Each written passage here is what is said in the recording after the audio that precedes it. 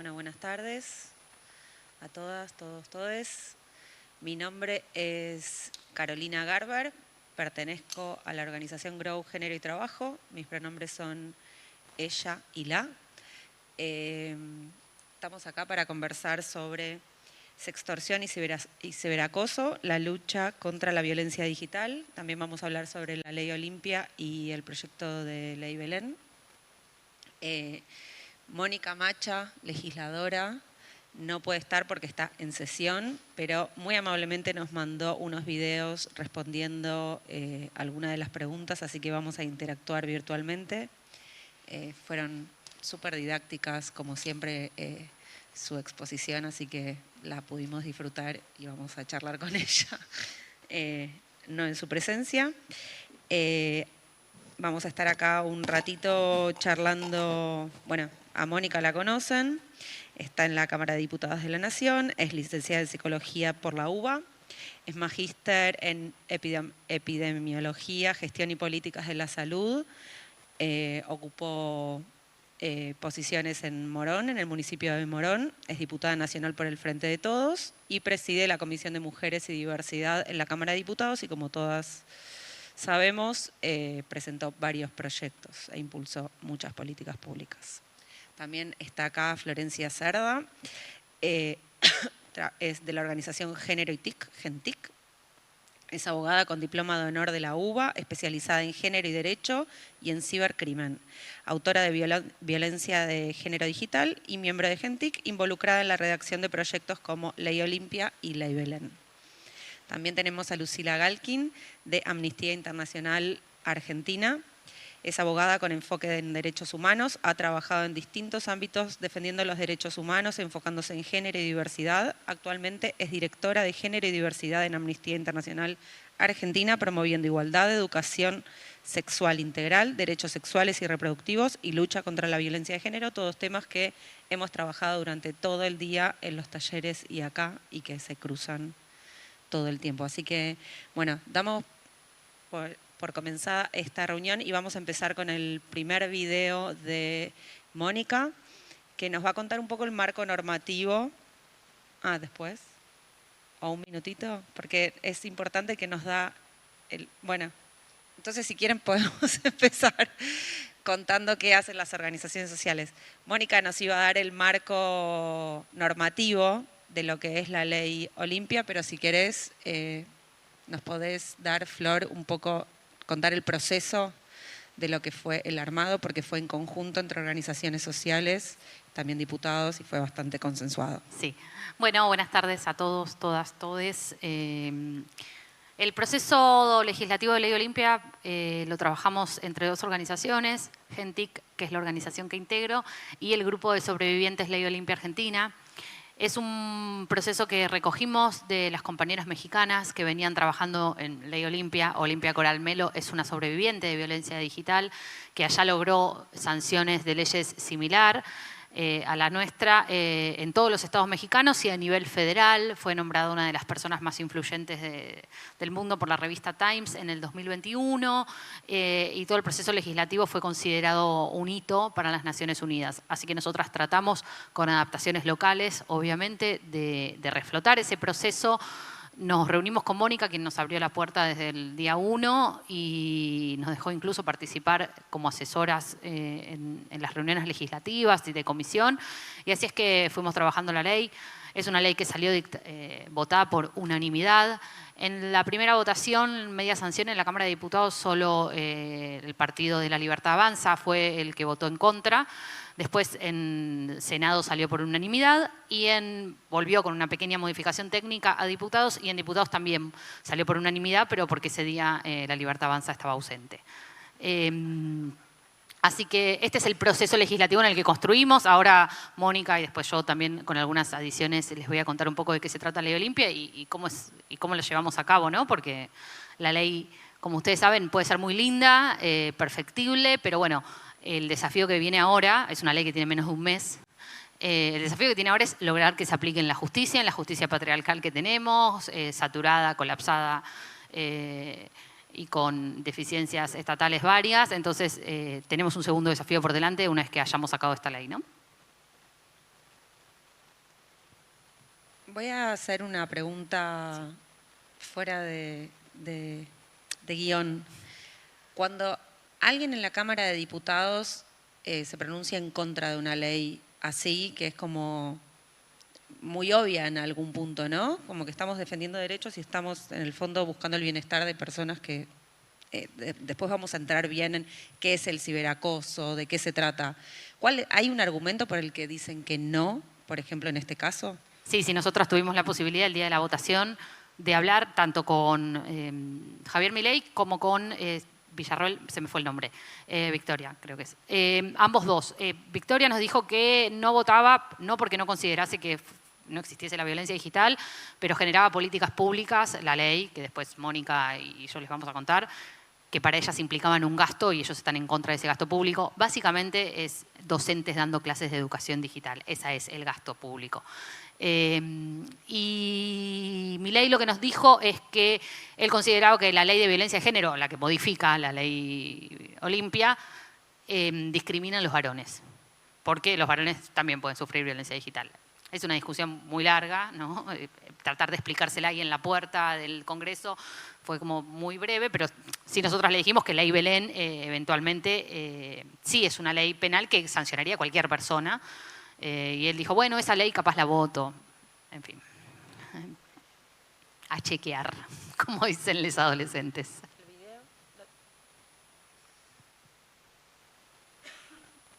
Un segundo más para el video. Bueno.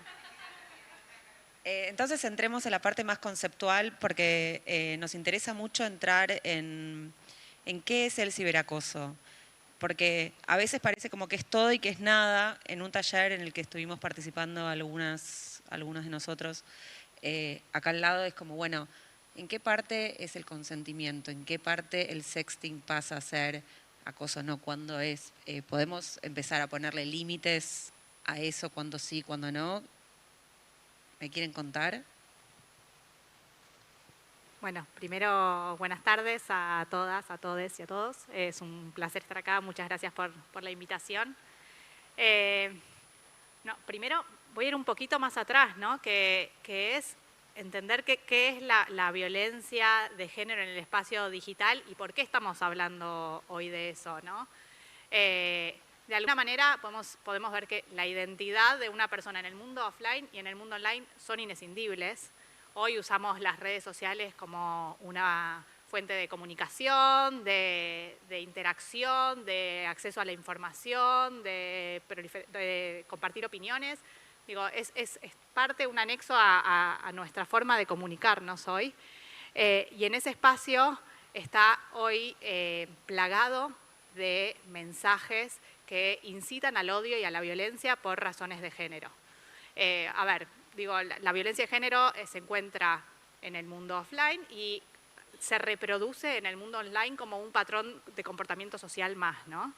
¿Y cómo se manifiesta esta violencia? De múltiples maneras, o sea, nos encontramos con mensajes misóginos o violentos, amenazas de violencia física y o sexual, el doxing también, que es otra forma del ejercicio de la violencia, que es la publicación de información privada sobre las personas, ya sea nuestro domicilio, nuestro número de teléfono, para que de alguna manera silenciarnos, ¿no? Generar pánico de que pueden contactarnos a nosotros o a nuestra familia y hacer alguno de los daños que se amenazan en las redes sociales. Y otra de esas formas de violencia es justamente la difusión de imágenes íntimas sin consentimiento, que pueden haber sido registradas con consentimiento de ambas partes, pero no así su difusión. Y eso es lo que se problematiza también a través de la ley Olimpia. Diría como principal eje, lo aterrizaría ahí. Creo que la ley viene a ser como un hito en la Argentina que viene a dar respuesta a esta problemática.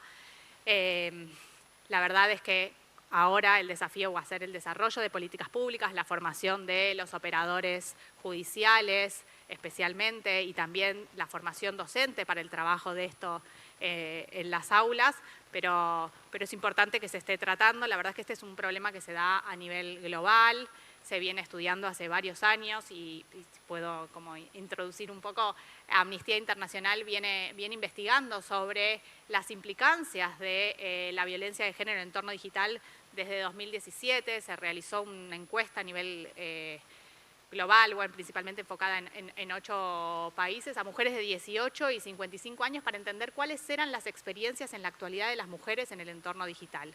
Y lo que dio cuenta esta investigación es que el 23%, es decir, casi 1 de cada 4 mujeres había vivido situaciones de violencia de género en el entorno digital.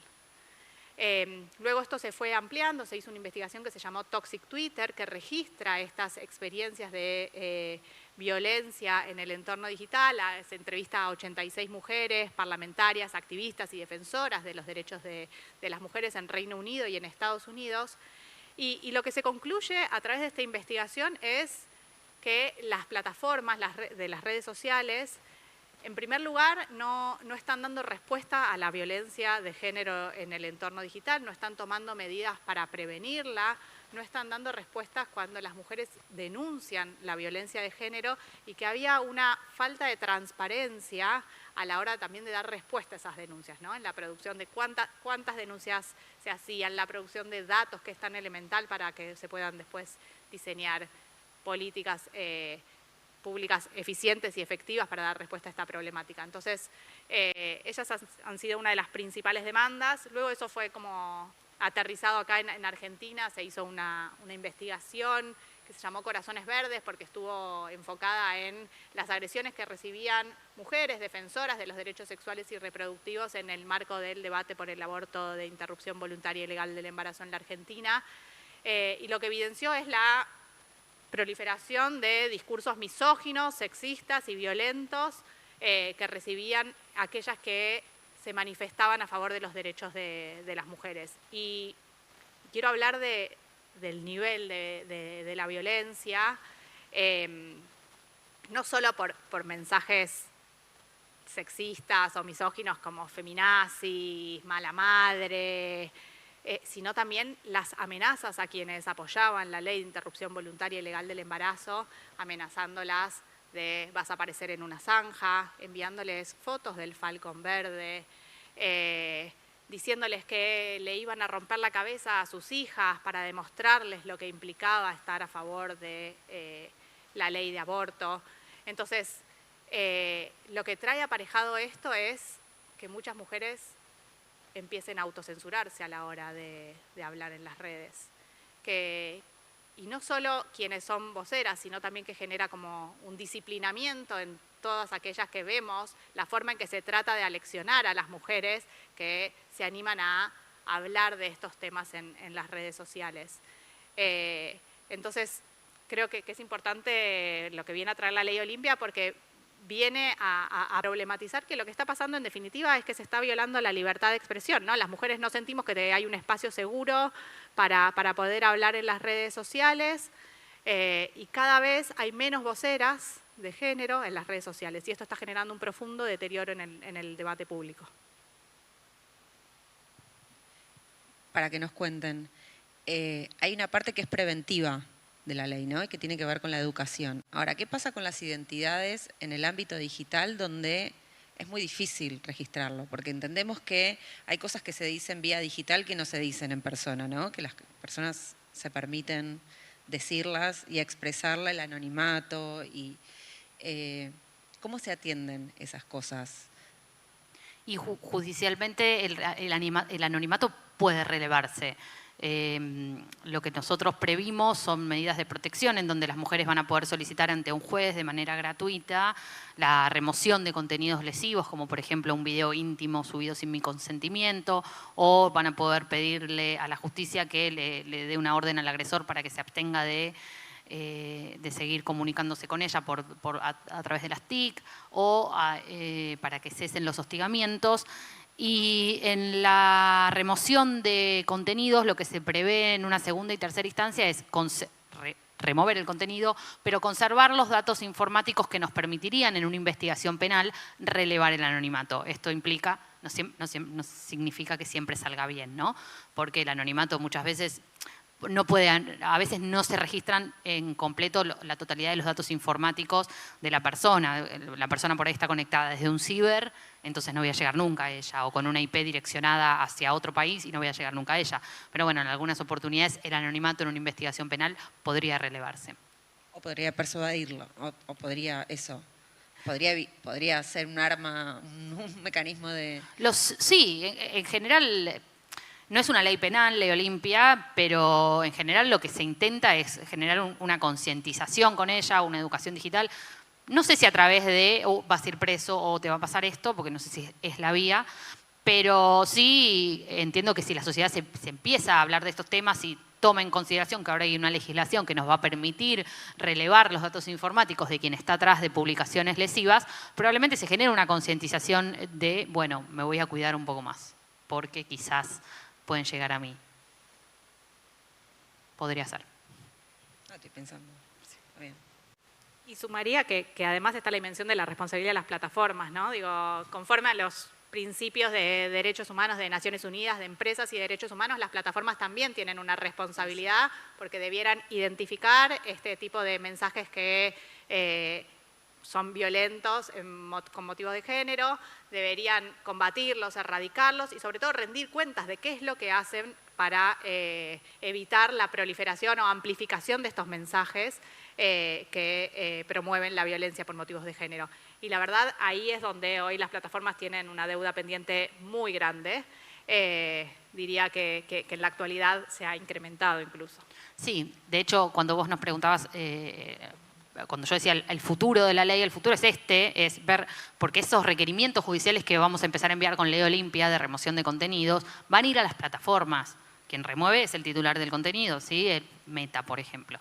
¿Cómo van a actuar las plataformas ante nuestros requerimientos? ¿Los van a recibir vía Cancillería, que implica para las mujeres un montón de gasto, un montón de tiempo? ¿Nos van a dejar enviarlos por los portales que ya tienen automáticos e internos con los que se comunican con la justicia? ¿Nos van a contestar enseguida? Hay veces que te dan la lista de conexiones, hay veces que te dan la mitad de las conexiones que le pedís, es como muy discrecional las respuestas de ellos hasta ahora. Digo, ¿nos van a dar entera todos los datos informáticos que pedimos? Este es el futuro de la ley. No solo va a depender de la justicia, sino también va a depender de las plataformas lo que pase. Nosotros podemos tener tuvimos las mejores intenciones para crear el texto legislativo, pero bueno, la implementación es otra cosa. Y porque además los casos no son individuales, no son uno por uno, ¿no? A veces los ataques son organizados, claramente. Los más fuertes, o los que contaban antes que contaban los casos más fuertes, contaba Sandra Chaer acá de Conectar Igualdad, tienen que ver con ataques organizados. Entonces... En algunas causas estamos logrando construir eso, ¿no? En un principio, cada vez que se denunciaba un hecho, decían, ay, pasó X cantidad de tiempo, entonces prescribió, no se puede seguir investigando, y ahora lograr mostrar que no son hechos aislados, sino que muchas veces son un delito continuado, que detrás de eso hay una organización que busca de manera organizada silenciar esas voces. Entonces, la importancia de poder mostrar cómo están trabajando de manera articulada y romper ese entramado que hay por detrás para silenciar a quienes de alguna manera son voceras de las agendas transfeministas. Bueno, me dicen que ahora el video está ok, así que si quieren empezar. Hay 2 videos, empezamos por el de 6 minutos. Hola, buenas tardes. En principio quiero agradecer la invitación para participar de este panel. La idea original era poder estar de manera presencial, pero bueno, fueron surgiendo fechas y lo cierto es que hoy vamos a estar en sesión en el Congreso, por eso bueno, nos vamos a comunicar por este medio. Bueno, sobre la ley Olimpia, en principio me interesa decirles que es una ley muy nueva en nuestro país, que es una ley que tiene semanas de vida, que es un proceso que nos fue encontrando con distintas organizaciones feministas y activistas que vienen militando en contra de la violencia digital. Y en este sentido destacar el rol que tuvieron tanto GENTIC como el grupo Ley Olimpia en Argentina, la propia Olimpia Coralmelo, una compañera mexicana sobreviviente de la violencia digital y que en parte o en el mismo proceso que implica la posibilidad de sanar frente a ese tipo de violencia, encuentra de algún modo como un proceso o una beta colectiva, que es esto de poder proponerse y en ese proponerse también ir encontrándose con muchas otras personas que están también de acuerdo en poder contar con normativa, tanto en México, que fue tal vez el primer país de nuestra región donde se comienza a tratar este tema y a sancionar en leyes y demás, como en otros países de la región y en Argentina también. Entonces, la verdad es que ese espacio colectivo de construcción fue el que de algún modo impulsa el diseño de los proyectos de ley que me interesa que en esta exposición voy a plantear, que es Ley Olimpia y también el proyecto Ley Belén. En este espacio de trabajo también incluir a Marcelo San Román, el papá de Belén San Román, una joven de Bragado que hace pocos años atrás toma la decisión de suicidarse como consecuencia de lo imposible o de lo insoportable que se le había vuelto la vida a partir de ser una víctima de la violencia digital. Entonces, bueno, ¿qué es lo que buscamos con Ley Olimpia? Buscamos que en nuestra ley 26485, que es nuestra ley, si se quiere, nuestra ley madre que plantea la prevención, la sanción y la erradicación también de la violencia por motivos de género, se puede incluir la violencia digital como un tipo específico de violencia. Hay que tener en cuenta que la ley 26485 es una ley del año 2009.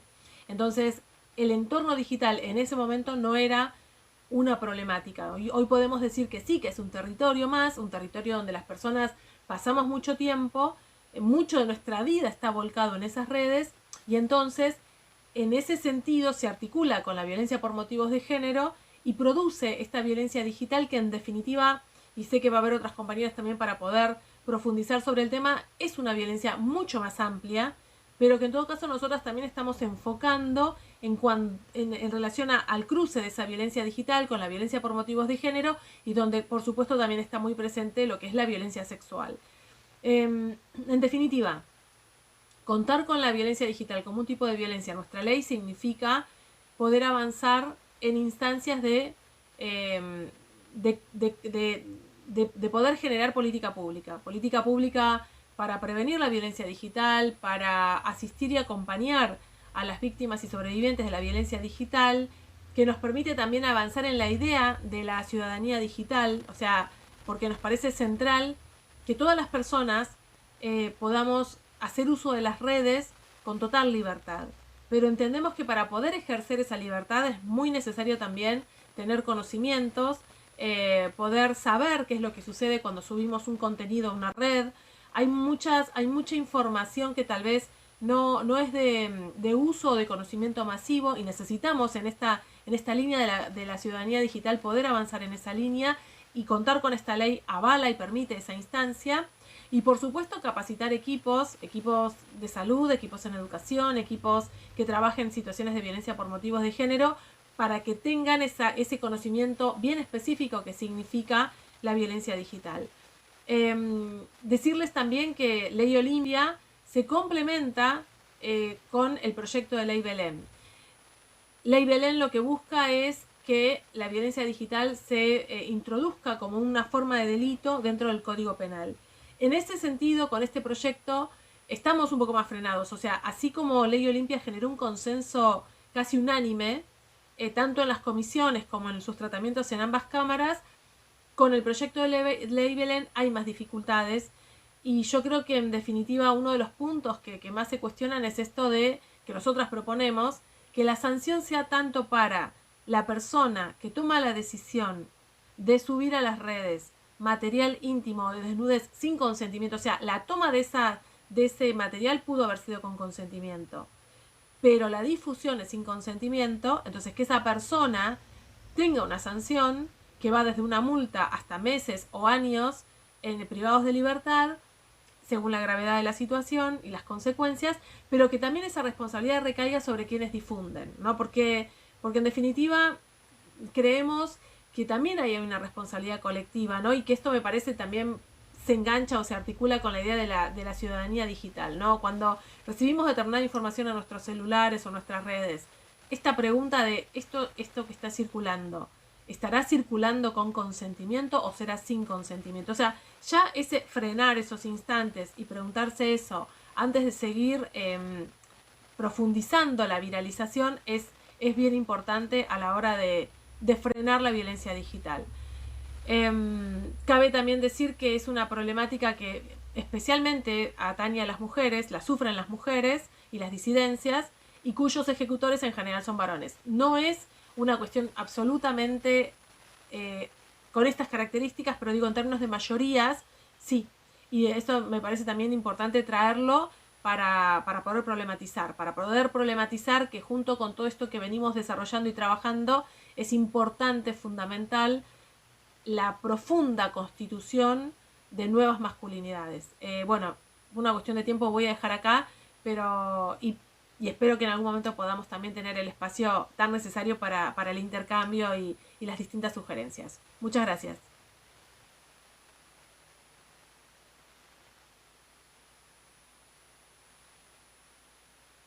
Bueno, gracias, Mónica.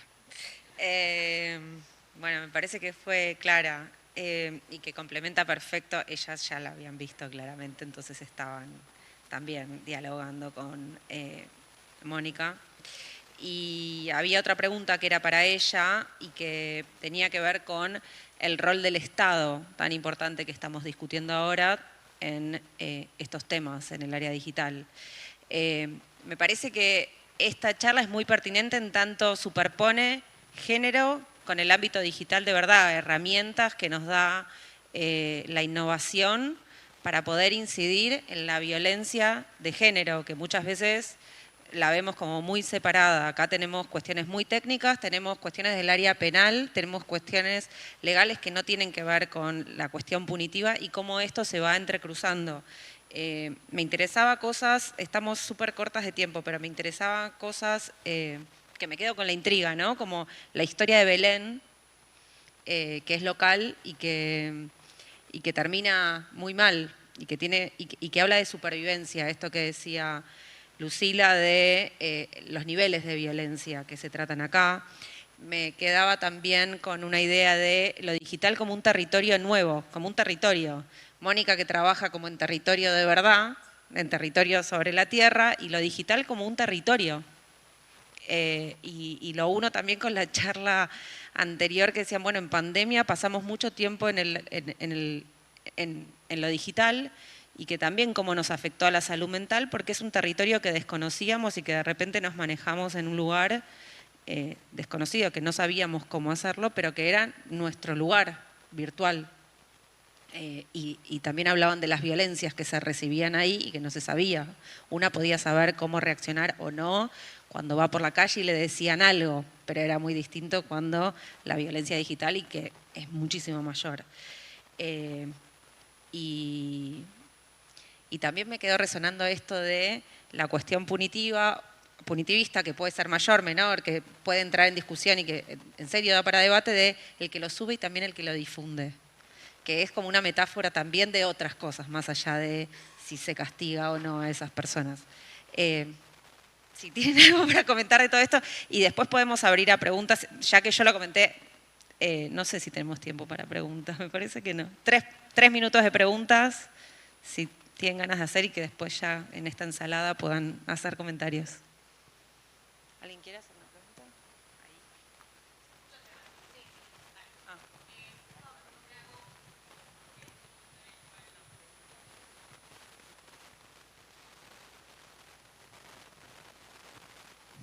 No, tranquilo. Bueno, primero agradecer por el espacio, la verdad que es súper interesante el panel. Vengo siguiendo bastante esto de la ley Olimpia, vengo siguiendo un poco cómo funciona en otros lugares del mundo y pensaba que, si en Argentina uno pensaba hasta hace poco que tenía como mucho recorrido hecho en cuanto a materia de derechos humanos y protección de esos derechos, en este contexto en el cual se debate tanto sobre el rol del Estado y que la tendencia es hacia achicarlo y que cada vez la injerencia sea menor, entendiendo que con la ley Olimpia como ley marco, el foco lo tenemos que pensar desde el activismo en la implementación, ¿cuáles serían los pasos a seguir como activistas, que creo que la mayoría nos reconocemos como tales, para asegurar esa implementación y que no quede solamente en manos, digamos, de la justicia, de agentes del Estado, sino decir, bueno, el activismo, más allá de dar información, que sabemos que eso es importante, ¿qué acciones concretas podemos llevar a cabo? Yo creo que voy a citar el trabajo que estamos tratando de hacer nosotras para amplificar Ley Olimpia. Primero, estamos tratando de capacitar a organismos públicos, justicia, nos parece esencial que la justicia tome el guante, como se dice, ahora y empiece a aplicar bien la ley. Si no, va a quedar en un marquito hermoso la ley y las mujeres cuando vayan a denunciar, quien le tome la denuncia, dato informático, ¿qué es esto? Convención de Budapest, no van a entender nada y van a decir, bueno, chau, y que quedó ahí. Y los jueces probablemente, si no entienden de evidencia digital, tampoco podamos avanzar. Entonces, capacitar a organismos públicos, dar todas las charlas que podemos, en todo estamos tratando de abarcar todo lo que más podamos y capacitar a otras organizaciones y compañeras para que a su vez puedan replicar. Nosotros ahora vamos a hacer una charla junto con Ni Una Menos para sobrevivientes y poder explicarles a las sobrevivientes tips básicos, porque no va a poder por ahí ser muy amplio, pero sí tips básicos de, bueno, me enviaron una amenaza, ¿qué hago? Borro y saco captura, puedo bloquear al agresor. Cuestiones que quizás parecen muy simples, pero que puedan llevar a arruinar una evidencia, a arruinar una investigación penal. Digo, empezar a circular el conocimiento. Creo que lo primero que tenemos que hacer es eso. Y después ir sobre los docentes y las docentes para que puedan, en las clases de educación digital, junto con la ESI, que prevé Ley Olimpia, empezar también a hablarle a las primeras infancias, a las adolescencias, que son hoy quienes son actores fundamentales, ¿no? Los nativos digitales que nacen quizás ya con el teléfono en la mano, son actores fundamentales en tratar de erradicar las violencias. Porque una ley penal, aunque todavía no esté, pero a futuro, no nos va a servir de nada si no podemos culturizar a la sociedad en que esto está mal, ¿no? No sé, desde Amnistía. No, sí, yo creo que uno de los fuertes principales es la educación. Creo que como activistas todos tenemos un rol también en educar a los pares sobre qué implica la violencia digital, qué implica también, como decíamos recién, compartir también estos mensajes, no solo el armado o la difusión de la imagen íntima sin consentimiento, sino también ser cómplice de alguna manera en la amplificación de este mensaje y no repensar qué estoy haciendo. Y en esto me parece que sí, que la incorporación de estos contenidos y la alfabetización digital a través de la educación sexual integral tiene un rol clave para, de alguna manera, por un lado, desnaturalizar, por supuesto, la violencia de género en general, pero también entender sus implicancias en el ámbito digital.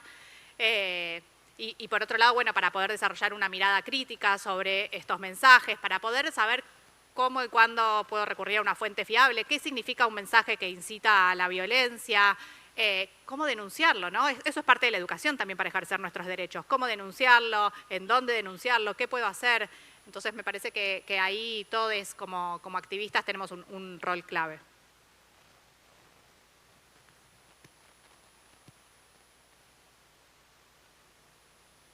Una más.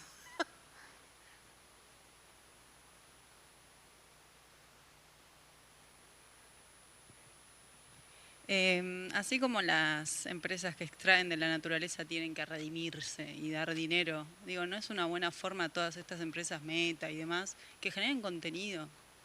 Que no sea solo, abrí el usuario, no, fumate todo esto antes de abrir el usuario. Escuchá sobre esto, como me parece más que punitivista, ¿no? Como la ESI, preventivo, vamos por ahí. Si ganan fortunas y de esto no se hace cargo nadie, digamos, ¿no? Como algo ahí, toma ahí de acá. Sí, sin duda. Creo que las plataformas ahí en algún momento se había logrado. Cuando se saca Toxic Twitter se empieza un diálogo con Twitter, hoy es X, pero digo, en su momento hubo un diálogo. Y se pudieron generar a través de las recomendaciones que se hicieron a la plataforma como 10 indicadores en esto, en qué información tenía que producir en cuanto a las denuncias de violencia que recibía, cómo hacer los procesos transparentes, entender qué pasaba con la apelación si no dejaban de amplificar esos mensajes. Cada vez hay más herramientas que pueden tomar las redes, ya sea para poner una advertencia en el mensaje o para no permitir su reposteo o para no permitir que le pongan likes, hasta llegar, si querés, a la última medida, que por supuesto es bloquear sí, eliminar, digamos, a ese usuario de las redes sociales. Nosotros entendemos que la censura en general nunca es la solución, porque no terminás de alguna manera combatiendo ese discurso que busca incentivar la violencia, sino que hay que dar ese debate. Pero bueno, de nuevo, las plataformas ahí seguro, o sea, coincido con tu lectura, que tienen un rol fundamental y tienen que rendir cuentas sobre esto. Perdón, y una cosa más, y adoptar medidas reparadoras, esto de no ir por las respuestas punitivistas, sino también pensar cómo sentar precedentes que permitan, por ejemplo, amplificar aquellas voces. Las redes han servido para amplificar las voces de los movimientos feministas, en el Me Too, en el Ni Una Menos, con la Marea Verde, pero bueno, hoy también se han vuelto una trampa en donde están silenciando esas voces. Entonces, bueno, ¿cómo asumir con responsabilidad qué está pasando con el impacto de la violencia digital para de alguna manera permitir la pluralidad de voces en el debate? Bueno, muchas gracias. Si quieren profundizar más, ¿dónde pueden? A nosotras nos pueden seguir en gentic.org, gentic.org, y en mis redes personales, profesionales, abogada Flor Z. Bueno, y nos pueden encontrar también en amnistiainternacional.org.ar y en las redes es @amnistiar. Nada, con gusto. Hay espacios de talleres de educación, espacios para juventudes, así que me encantaría que se acerquen. Bueno, muchísimas gracias por la participación. A ustedes.